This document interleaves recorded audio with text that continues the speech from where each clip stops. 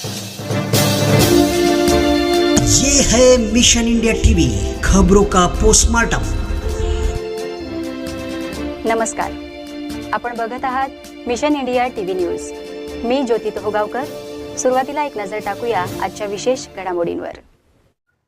नमो बुद्धाय, जय भीम। मी संदीप गवई, नगरसेवक। समस्त भारतवासियांना महाकारुणिक तथागत भगवान गौतम बुद्ध यांच्या 2588व्या जयंतीच्या शुभेच्छा प्रदान करतो।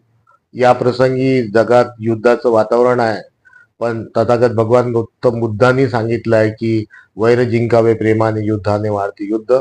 म्हणून या जयंती प्रसंगी सगळ्यांना विनंती करतो की युद्ध नको, जगाला बुद्ध हवा।